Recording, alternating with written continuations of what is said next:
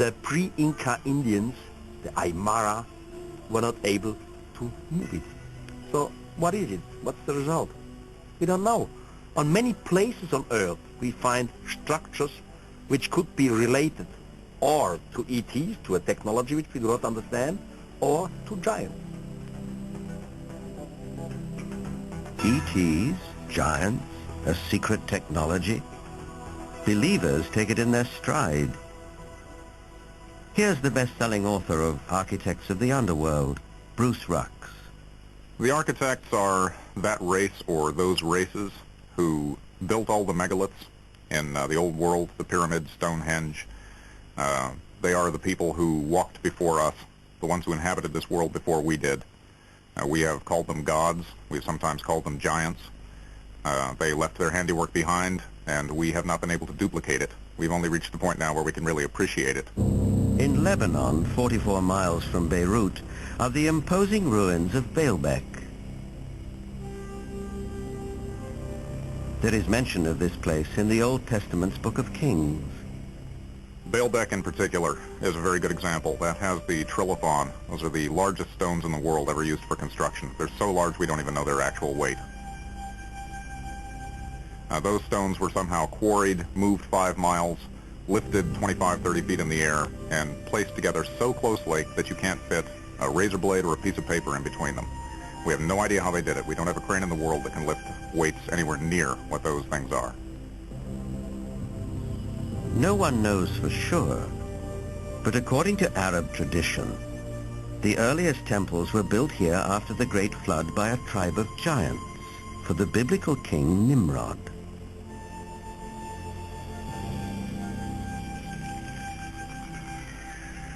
But what exactly do we mean by the word giant?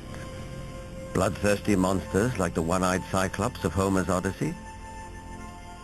Or the fee-fi-fo-fum ogres of children's fairy tales? Or could it also include peaceable giants, living as you and I do, walking the streets of our cities in the full light of day?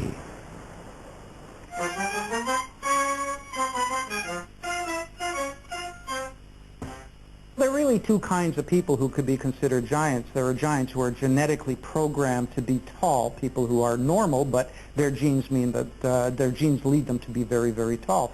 And then there are people who suffer from some kind of a disorder, the most common of which, or at least the most well-known of which, is acromegaly, which is a disease in which there is too much growth hormone produced. And acromegaly has a lot of effects on the body. It not only leads to excessively tall people, but it also leads to potential problems with the skeleton and potential problems with some of the organs inside.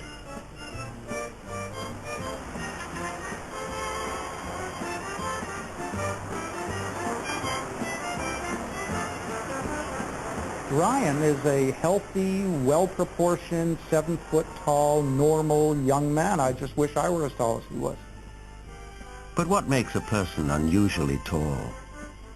Is it a family trait? The Weizmann Institute's award-winning scientist, Dr. Marvin Antleman, believes he has the answer. If we all have genetic material from the first man, then it is not surprising to find here and there that you would have a giant existing among us today, because there would be a recessive gene that would produce such a person. The Watusi tribe, for instance, are very large. The median height for most of their males is close to about 7 feet. They're extremely tall. There are biblical references to even taller people who lived in ancient times. Rabbi Itzhak Mamostin of the Center of Jewish Studies in Vancouver, Canada.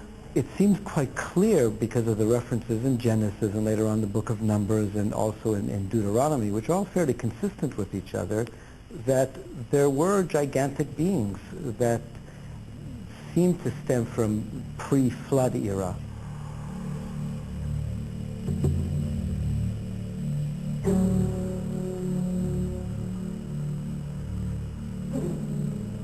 Is it possible that environmental conditions of past ages favored the development of giants?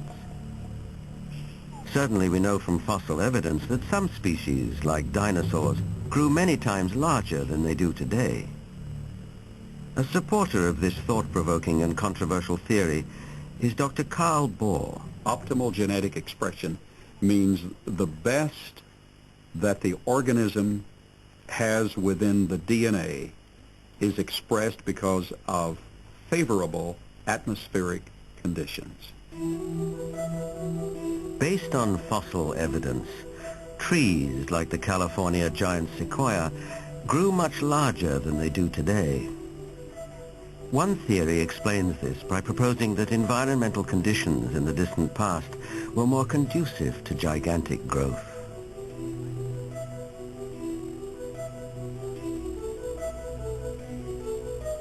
Under these described conditions, plants and animals would live longer, be much larger, and that's precisely what we find in the geologic column in the fossil record. Plants were much larger. All living systems were larger. We have animals that today have an 8 or 9 foot stature with a 16 to 20 foot stature. We have insects such as the dragonfly. Today the dragonfly has perhaps a 4-inch wingspan. In the fossil record, his counterpart Meganeuropsis had up to a 5-foot wingspan. Everything was larger in the past. I'm of the opinion that under better atmospheric conditions, people were living not only longer, but they were taller, much taller. Giants and dinosaurs could not exist today as they did in the past because the atmospheric conditions simply will not permit it. We had a greater ozone layer at the time prior to the flood. At the time of the flood, it was diminished to about